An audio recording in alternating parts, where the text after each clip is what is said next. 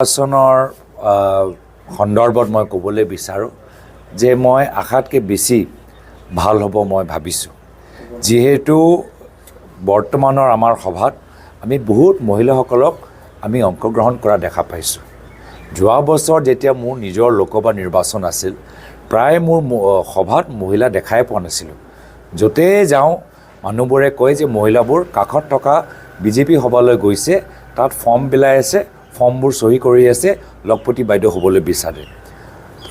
যোৱা লোকসভা নিৰ্বাচনত মোৰ এটাও সভাত আমি মহিলাক দেখা নাপালোঁ। এইবাৰতো মহিলা মাজুলীত গৈছোঁ মহিলা উপস্থিতি, নাজিৰাত গৈছোঁ মহিলা উপস্থিতি, শিৱসাগৰ যোৱাকালি আমি গ'লোঁ, তাত মহিলাসকল আছে।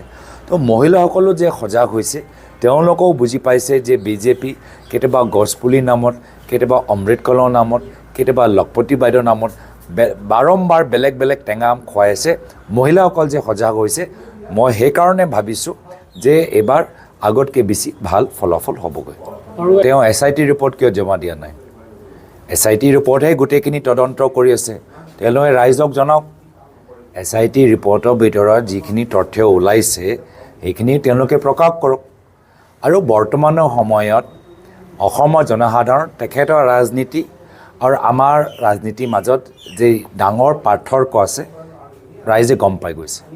আমি কথা পাতিছোঁ কয়লা মাফিয়া, আমি কথা পাতিছোঁ গাঁৱৰ ভিতৰত ড্ৰাগছৰ সমস্যা, আমি কথা পাতিছোঁ যে নিবনুৱা যুৱকসকলৰ সমস্যা, আমি পাতিছোঁ যে জল জীৱন আঁচনিৰ যোগেদি আজি মানুহে মাত্ৰ পাইপহে দেখা পাইছে, পানী দেখা পোৱা নাই।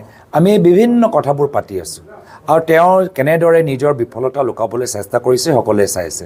তো মোৰ অসমৰ মানুহৰ ওপৰত বিশ্বাস আছে যে তেওঁলোকে পাৰ্থক্য দেখা পাইছে আৰু অনাগত দিনত যেতিয়া SIT ৰিপৰ্ট ওলাব তেতিয়া গম পাব যে কিমান ৰাজনীতি কিমান তললৈ তেওঁলোকে লৈ গৈছে। কংগ্ৰেছৰ উত্থান যথেষ্ট শংকিত। ভাজপা এতিয়া মুখ্যমন্ত্ৰী হিমন্ত বিশ্ব শৰ্মা ডাঙৰীয়া আজি তেওঁ বিৰোধী দলত বা বিৰোধী স্থিতিত কেনেকৈ তেওঁ জীৱন কটাব সেয়া লৈ তেওঁ চিন্তা কৰিছে আৰু সেইকাৰণে এনেধৰণৰ আজি তেওঁলোকৰ কথাবোৰ আমি দেখা পাইছোঁ।